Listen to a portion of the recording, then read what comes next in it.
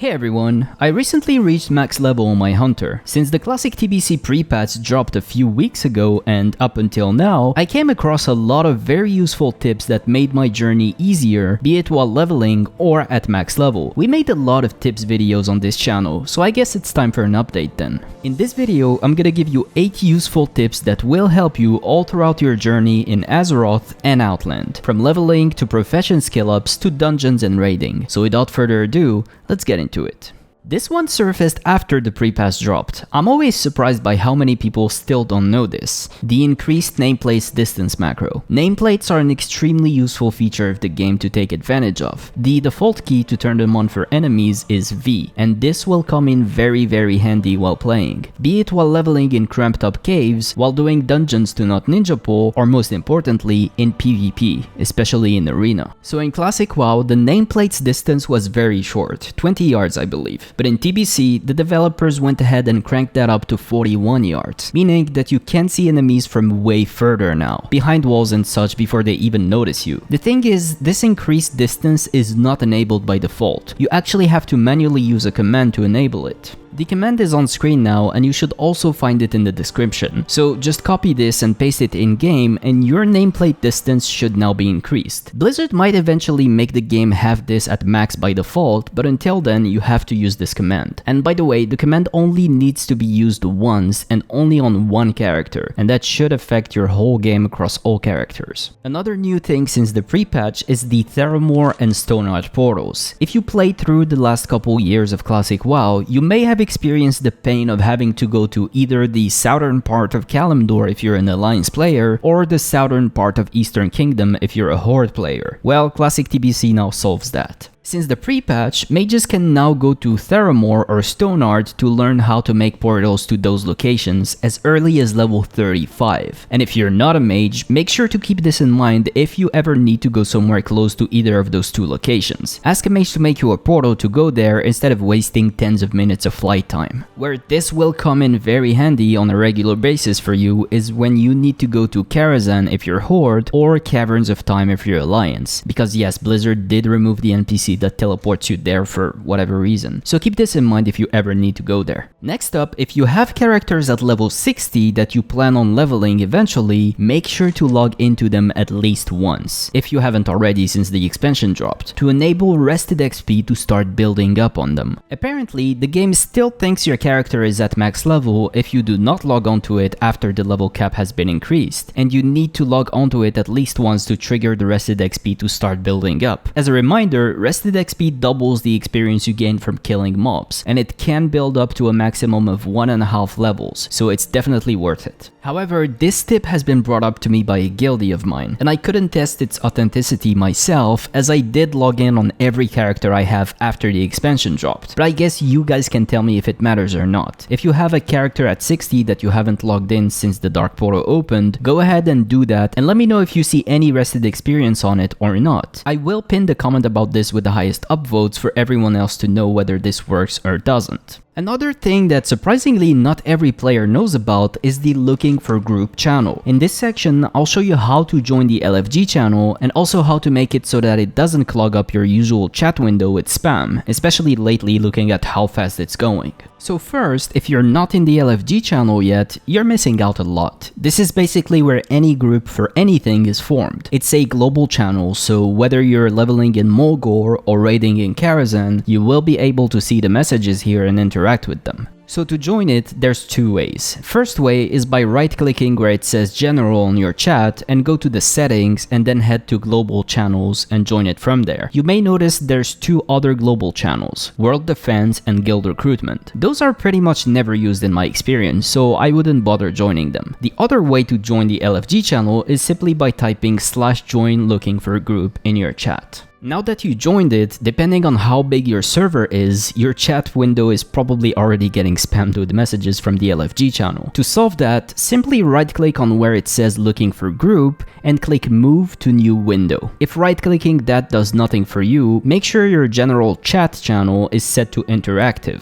But yeah, now that you're in the LFG channel, you can either form groups or join groups from here. This channel tends to get spammed a lot, and there are certain add-ons that make either recruiting or finding groups in this channel easier, but that's a topic for another video. For now, let's move on. Another thing that Classic TBC added is the new flight paths in Azeroth. Those will help you reach some specific locations way faster. Obviously, there's the new flight paths to each new starting zone and capital city, Silver Moon and Eversong Woods, and Exodar and Azuramist Isle. Those will be very useful, of course, especially if you're a Draenei or Blood Elf, or if you want to level jewel crafting. And then for the Alliance, you have Rebel Camp in Northern Stranglethorn, an area notorious for being very annoying to get to while leveling in Classic WoW, and you also have Forest Song in Eastern Ashenvale. And then for both factions, you have Mott's Pocket in Dustwallow Marsh and Emerald Sanctuary in Southern Felwood, the latter also being notorious for being very annoying to get to in Classic WoW. If you made and leveled your character after the pre-patch for Classic TBC dropped, you probably already have those flight paths, but if you haven't, I suggest you get them as soon as you can. They can potentially save you tens of minutes of running every time you want to get somewhere close to them. And obviously, in general, try to get every flight path in the game available to you as soon as you can. Next up, a small useful tip for every enchanter out there, or for anyone who wants to level enchanting eventually. Since Classic TBC dropped, higher tiers of rods now also act as the lower tier ones. In Classic WoW, if you had enchanting at max level, you basically had to keep every rod in the game in your bags or in your bank, taking a lot of inventory space. Since Classic TBC dropped, you don't have to anymore, thanks to this small quality of life addition. So basically, if you're max level enchanting, the only rod you need is the runed Eternium rod. And if you're still leveling enchanting, you will still need to craft every rod in order, but at least you can delete the lesser ones now. The sad news is that you will still have to make that annoying, very expensive Arcanite rod to be able to make the Fel Iron rod, which is really unfortunate since you actually don't need the Arcanite rod for any other reason than this. You can actually reach level 300 enchanting without needing to make it, but you will actually have to make it to make the Fel Iron rod to move on to Outland enchanting, which is unfortunate. On the topic of professions, it turns out that you actually only need to be level 50 to be able to reach 375, which is the max level with any professions. Now, you might be wondering,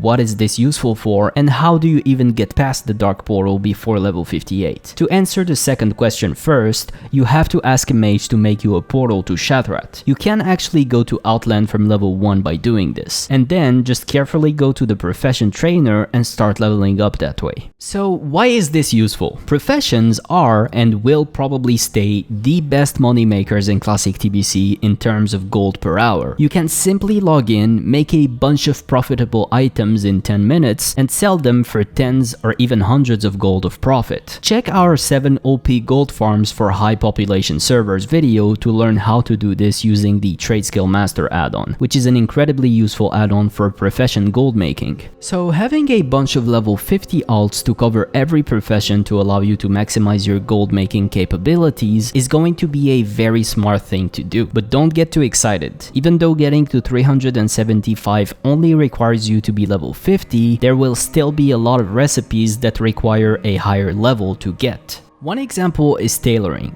To become a Spellcloth or Shadowweave or Mooncloth tailor, you must complete a quest that requires you to be level 60 or even close to 65 if you don't have anyone to help you. Becoming a Transmutation Master Alchemist requires you to do a quest that you can take at level 68, and I'm sure there's a lot more examples like that. But overall, there's still many reasons to reach max level in as many professions as you can. Some of them are more expensive to level than others, but having a full set of characters to cover every profession is going to be very valuable for you. Our final tip on this list is about the Shattrath reputations, the Aldors and the Scryers. Obviously, picking the right faction for you is important to an extent. One might have better enchants for your class than the other, and one might have better pre-raid base items for you than the other. But overall, it doesn't really matter that much what you pick. There's gonna be a 1 to 2% difference in raiding performance for you if you go with one versus the other. That being said, if you made the wrong decision and you still want to switch, there is a way to do that. Just know that it's gonna take a lot of grinding, so the moment you pick one Shatterat faction, you're gonna become hated with the other one.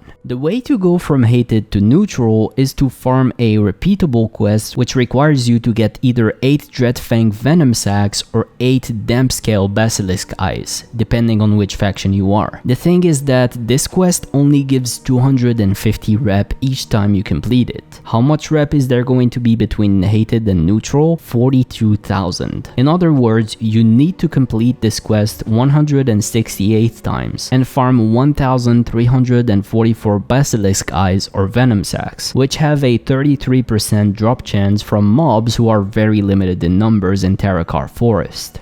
This grind is probably not worth it if you pick the wrong faction, but if you really want to squeeze every bit of performance in raids, this is your only option. And this brings an end to this video. I hope you guys found the tips here interesting and useful. If you did, remember to like the video if you haven't already, and subscribe to the Classic WoW Curios channel, as there will probably be more tips videos like this in the future and more useful classic TBC content. With that, I will see you guys in the next one very soon. Bye for now.